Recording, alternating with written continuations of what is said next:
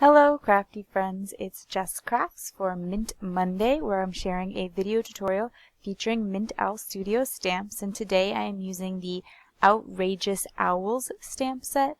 This stamp set has been long anticipated by Mint Owl Studio fans. They were, really wanting a owl set, and so here it is, and it has 4 adorable little owls in it, and I'm going to be using just one of them today. I wanted to show a technique where you could use the owls without having to color them in. I think a lot of times we see those little critter stamps and we think, oh, I have to color all the critters in, or we think to make a scene with critters. And I just wanted to show a sort of a different approach. I love coloring critters and I love scene cards, but just try to mix it up a little bit. So I'm going to take just this one owl and start fitting it together like a jigsaw. I find that the easiest way to do this is to start with an image in the bottom right hand corner, a little bit from each side, and then build them all around it. When I start with a central image and build around it, I personally have an easier time. Rather than putting it smack dab in the center of my cardstock, though, I do like to put it off to the side a little bit, just so that my main focal, if I choose to make one a focal image, it is offset. I don't like things super centered like that, but that's probably just a personal preference. I take my time because they are clear stamps. I can move them around and see where something might go before I stamp it down. And I am using the My Favorite Things Black Licorice Hybrid ink because it will work well with my Copics and give a pretty dark impression, but Memento will do the same. And like I said, I'm not going to be coloring these in, but I am going to add a touch of color to them with the Copics, so that's why that was important. If you don't want to add any color at all to them, then you could use whatever your favorite black ink is. Once I had a decent amount of the paper filled up, I thought rather than creating an entire background of owls, what if I did a little bit of masking and stopped the owls at a certain point and added some more color, because I didn't want this to be like a completely black and white card. I wanted some color in it. And I thought, oh, maybe I'll just color just one of the owls and leave most of them clear, but I thought of a different way of adding color. I am using this Delicate Surface Frog tape. It is a type of painter's tape, but because it is meant for delicate surfaces, it's really gentle on your paper and you don't have to worry about tearing your paper. So I've been liking that lately. However, in this instance, I decided to just add a little bit of tape for masking. I probably didn't have to worry about that, but just if you're looking for a recommendation of something that's absolutely not going to tear your paper, go with that Frog Tape Delicate.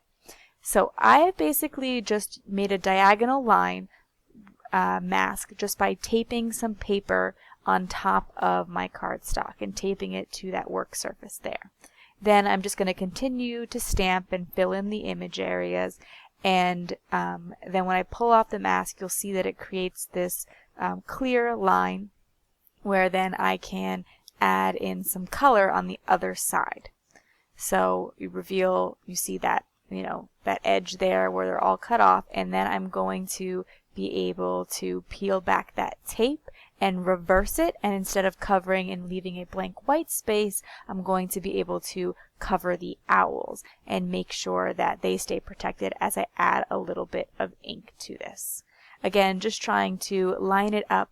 You will in fact actually want to have just the barest amount of the black stamping from the owl showing, so that way when you add the ink, it goes right to the edge of the owl. So you might want to lift up your paper and confirm that it's really on the edge there.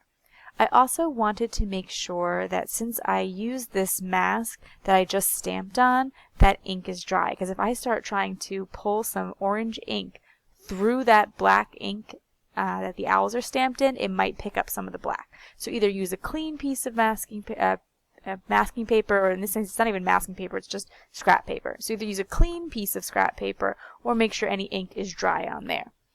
Then once you have the mask all in place, I am just using 2 colors of Distress ink. I honestly think you could probably just get away with one. I happened to pull two because I thought the area would be a little bit bigger than it is. And I am starting on the mask and pulling up to create a soft blended out look. I'm starting with the spiced marmalade and then blending out into the wild honey distress inks. I picked orange because my personal favorite color combination is teal with orange, and so I'm going to add some teal details later on to the owls, but I thought that the orange would be a really bright, fun pop of color. I am making this a birthday card, however, and this is one easy way to customize a birthday card. Maybe you don't know much about the recipient, but you do know just their favorite color. Well, this is the perfect way to just add just a pop of the color that they like.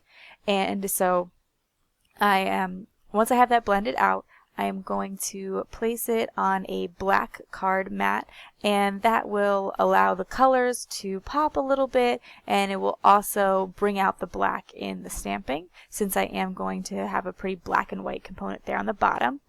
And finally, I wanted to add just a touch of color to the owls. I didn't want to take all the time to color them each individual one in, but I thought if I take a teal and an orange marker and just add a bit of color, the bottom won't look so plain, but it will go a lot faster and give a different fun look. So with these little tiny spots in the owl, you want to be really gentle as you place your Copic marker in, as it could bleed. And so I'm just very lightly touching the tip of the marker onto the owl, and I'm coloring in the beak orange, but I wanted to have a decent amount of teal to balance out all the orange that's going on. So I add the teal to the triangles and the eyebrows and the little detail around the eyes. And then, because my stamping is not absolutely perfect and dark, particularly those blacks of the eye, I'm just taking a Memento Tuxedo black marker and going over the eyes so that they really pop, and it makes sure that, you know, when you focus in on the detail of all the color in their face, that looks really nice. Finally, I'm ready to add a sentiment. Because these are clear stamps, I was able to make sure that my sentiment was placed nicely in that area. I can see what it's going to look like before I go. I just take that stamp backer sheet and move all the sentiments over it and see which one I like best.